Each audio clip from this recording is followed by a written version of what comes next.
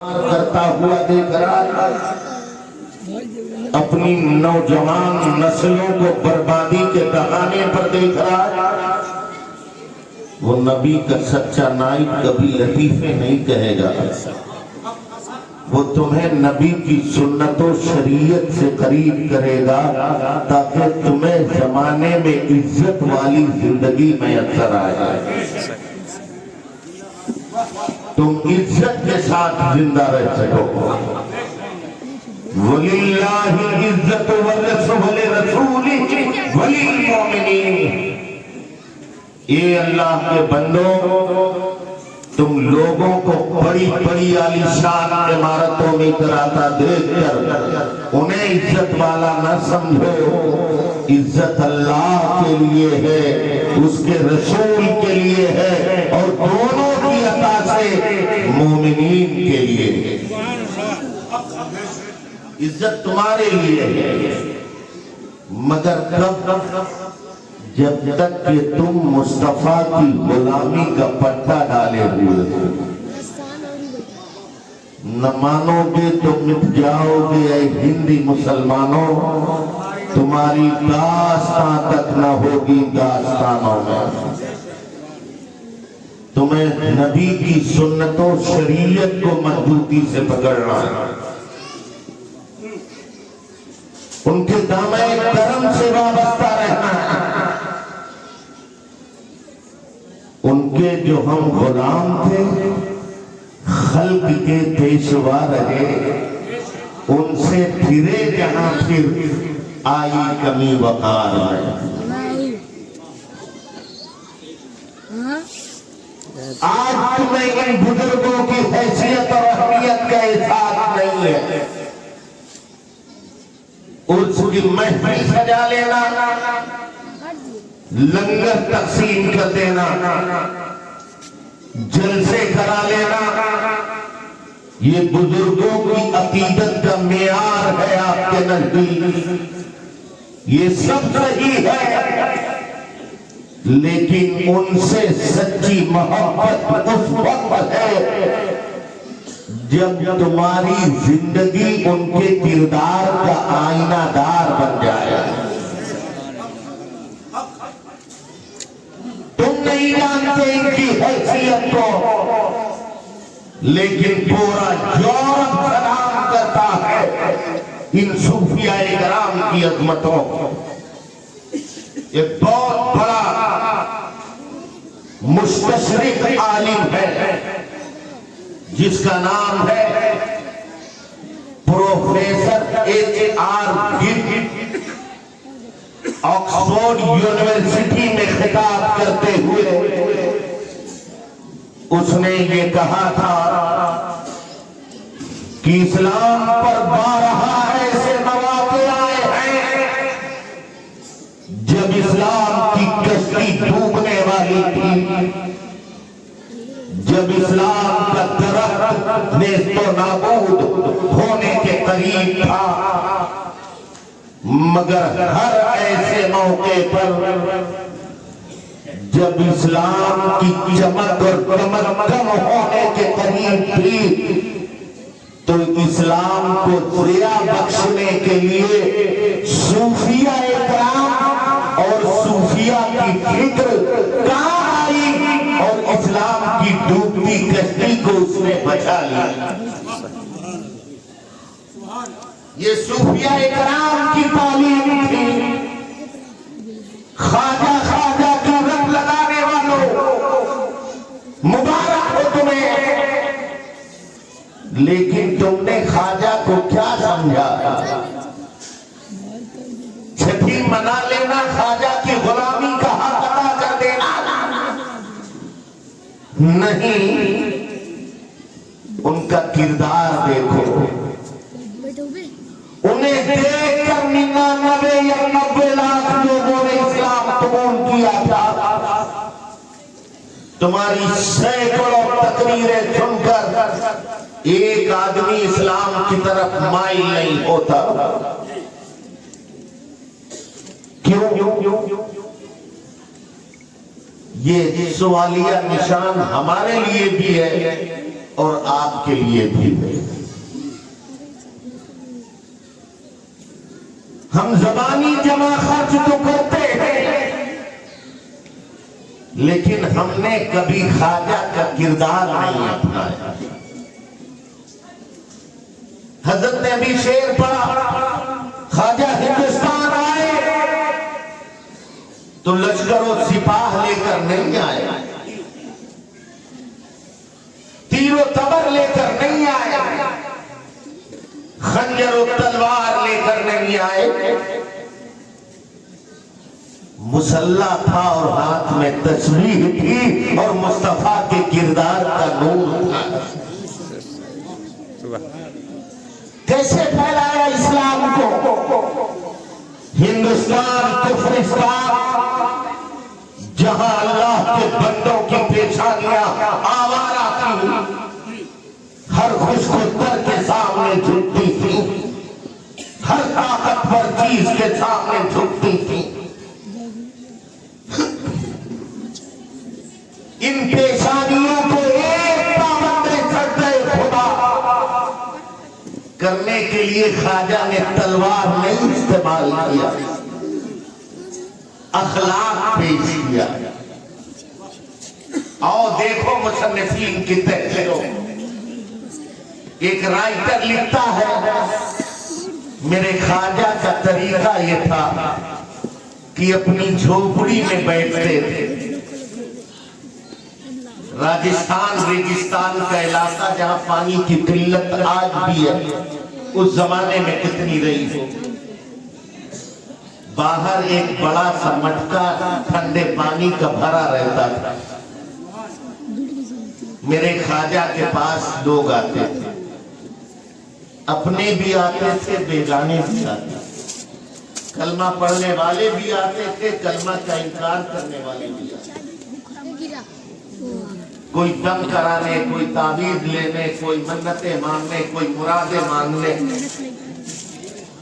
मेरे ख्वाजा का तरीका यह था, आने वाला जब आता, जरा सोचो, दूर दराज से पैदल लोग आते थे। अगर कोई मई जून में आता होगा, पपड़ियां पड़ जाती होंगी होठों, हुलकूम में कांटे पड़ जाते होंगे। आने वाला आता, मेरे ख्वाजा कहते बैठो, मुद्दा बाद में बयान करना, ये गिलास में पानी है, पहले पानी पी लो। जोर से कह दो यार, सुभान अल्लाह, ये पानी पी लो। राइटर लिखता है, ख्वाजा के पास अपने भी आए, बेगाने भी आए, आला जात के भी आए, निचली जात के भी आए, शूद्र भी आए, बर्तन भी आए, मगर मेरे ख्वाजा ने सबको एक मटके और एक गिलास से पानी निकालकर अपने हाथ से पिलाया। राइटर लिखता है, जब कोई, जरा सोचो, जब कोई शूद्र आया होगा, निचली जात का आया होगा, और ख्वाजा ने अपने हाथ से पानी निकाल कर उसे पिलाया होगा, तो उसके जहन में फौरन कहा होगा, एक वो धर्म है जहां बड़े लोग अपनी मंदिरों में हमें पूजा नहीं करने देते, और ये पीर बाबा न जाने कैसा धर्म लेके आए हैं। तवज्जो है, तवज्जो है, जहां अपने और बेगाने सबको अपने हाथ से एक गिलास से पानी पिला रहे हैं, फौरन कहता होगा, एक मेरे ख्वाजा, जब तुम इतने अच्छे हो तो मदीने जाना सुभान अल्लाह, सुभान अल्लाह, मेरे ख्वाजा, जब तुम इतने अच्छे हो तो वो मदीने में आमना का लाल कितना अच्छा होगा, वो दुआए खलील कितने अच्छे होंगे, वो तमन्नाए कलीम कितने अच्छे होंगे, वो बशरते मसीह कितने अच्छे होंगे, वो नूरुद्दीन अब्दुल्लाह कितना अच्छा होगा, वो आमना का लाल कितना अच्छा होगा, वो मोहम्मद रसूलुल्लाह कितने अच्छे। फौरन कहता था, हाथ बढ़ाइए और पढ़ाइए ला इलाहा इल्लल्लाह मुहम्मद रसूलुल्लाह। यहाँ तलवार नहीं है। कहाँ है वो जो कहते हैं हमने तलवार से काम लिया है? अल्लाह की कसम, अगर तलवारें चली होती तो नस्लें बाकी न रही होती, मगर हमने अपने आका का किरदार अदा किया है। हमने इस्लाम में जबरदस्ती है ही नहीं, ला इकराहा फिद्दीन, इस्लाम में कोई जबरदस्ती नहीं। ये किरदार था ख्वाजा, ये कैरेक्टर था। कैरेक्टर से लोगों का दिल खींचता था। और एक वाकया मैं आपको सुनाऊं फिर आगे बढ़ूं। ये सरकारे ख्वाजा गरीब नवाज, आज तो हम न जाने कितने दिल तोड़ते हैं भाई,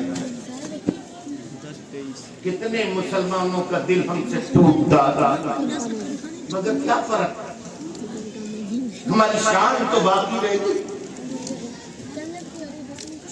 काहे को इतराते हो? किस चीज का घमंड है तुम्हें? दौलत का, सरवत का, अफराद का? कुरान कहता है काहे को अकलता है? एक कतरे नापाक था, निथरा निथरा पानी था। ये मेरी कुदरते कामला है कि मैंने तुझे ऐसा शाहकार बनाया, इतना हसीन वजूद बख्शा, और फिर लकत कर रमना बनी आदमा का ताज तेरे सर पर रखा। तोड़ते हैं दिलों को, भाइयों को गालियां बकते, ख्याल नहीं देते, दूसरे भाइयों को मार मारते। अरे और तो और जाने दीजिए, अगर लंगर तकसीम होता है तो हम अपने बूढ़ों को, बच्चों को नहीं देखते, हाथ मार मार के खींचते जैसे बाघ पंजा मार रहा हो। सारी दुनिया को अदब और तहजीब सिखाने वाली कौम इतनी बदतहजीब होगी, सूरज और चांद भी रोते होंगे।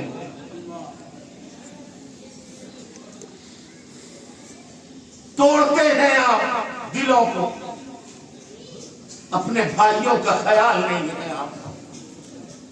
एक आप है जिन्हें अपने भाइयों का ख्याल नहीं है।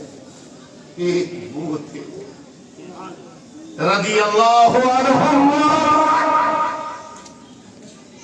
जिनसे अल्लाह राजी था, वो अल्लाह से राजी। सहाबा इकराम की मुकद्दस जात।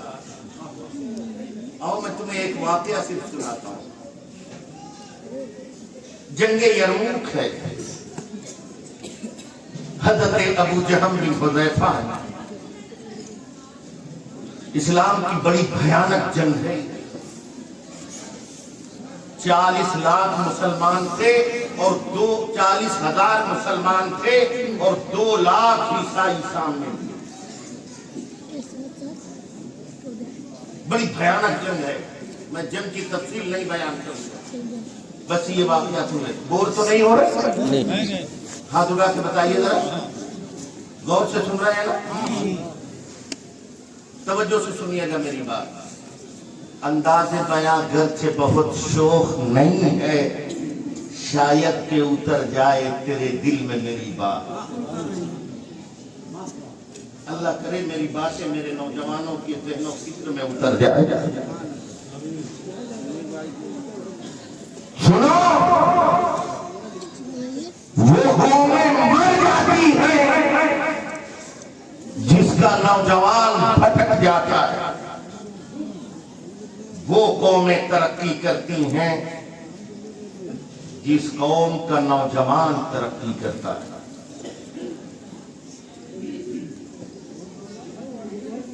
और तवज्जो चाहता हूं, आपकी तवज्जो चाहता हूं, बहुत कीमती बात कहने जा रहा हूं।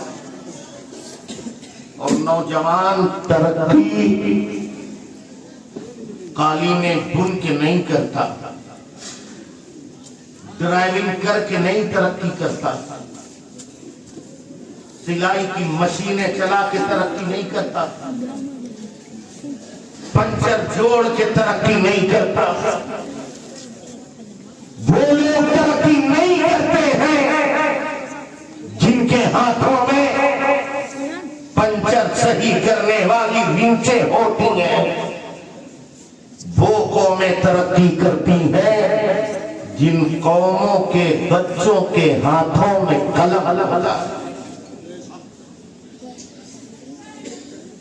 तुम नहीं जानते कलम की हैसियत। अभी चंद साल पहले हिंदुस्तान के बहुत बड़े आला ओहदेदार का कलम बहक गया था। हमारी इबादत गाह चली गई, हम कुछ न कर।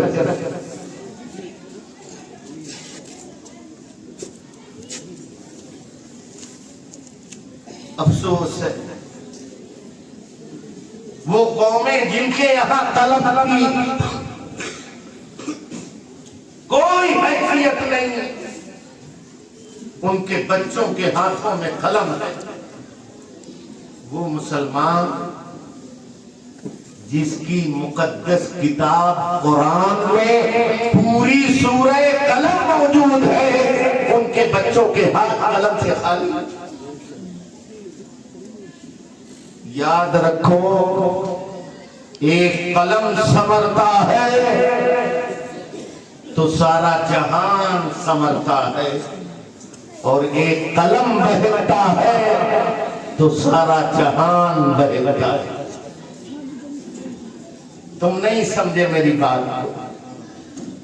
मैं इसे तफसील करके सुनाऊंगा। अशरफ अली का कलम बहका, समाज बहक गया। महमूदुल हसन का कलम बहका, समाज बहक गया। कासिम नानातोई का कलम बहका, समाज बहक गया। इस्माइल देहली का कलम बहका, समाज बहक गया। तारिक तय्यब देवबंदी का कलम बहका, समाज बहक गया।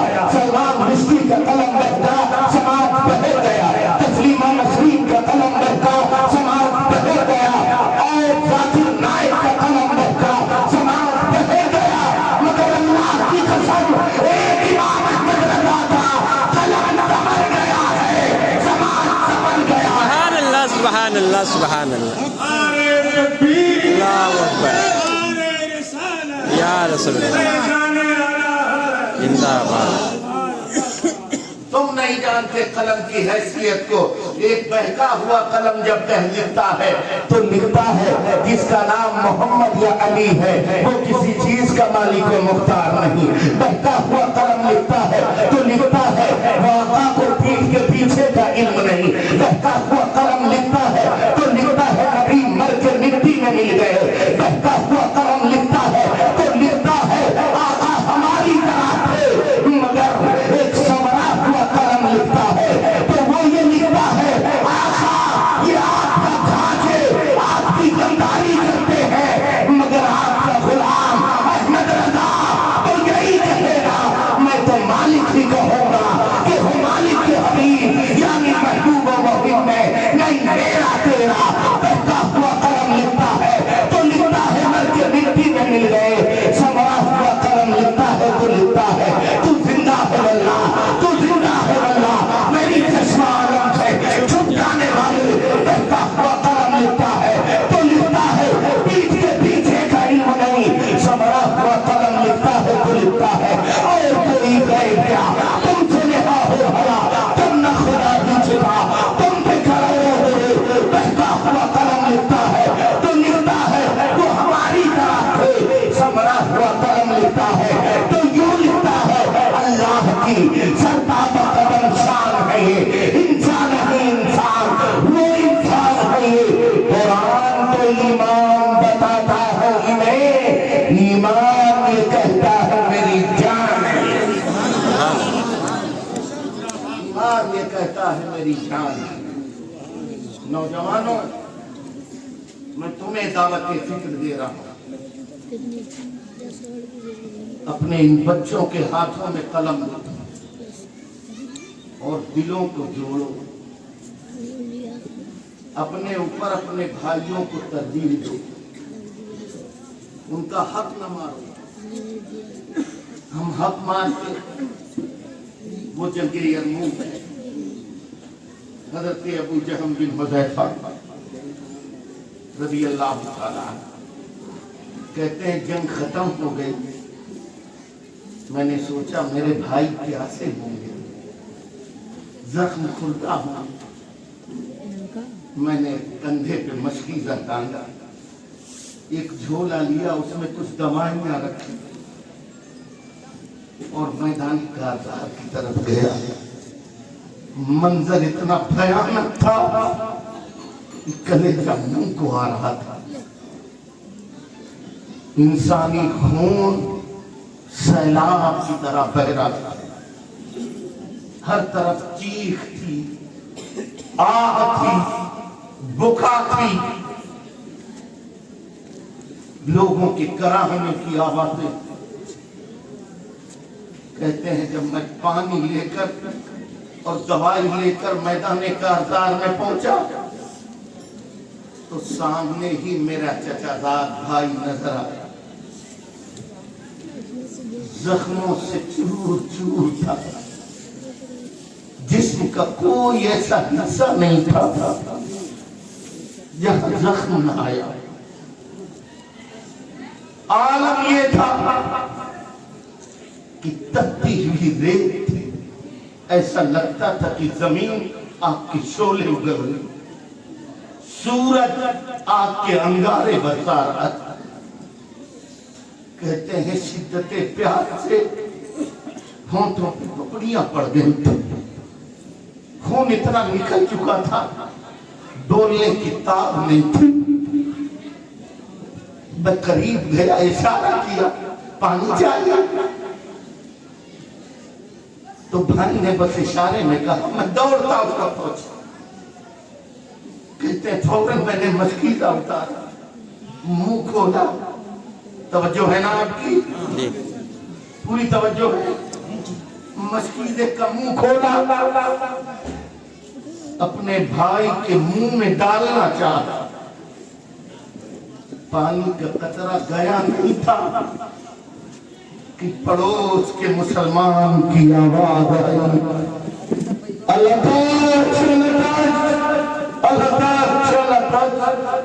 हाय प्यास, हाय प्यास, हाय प्यास।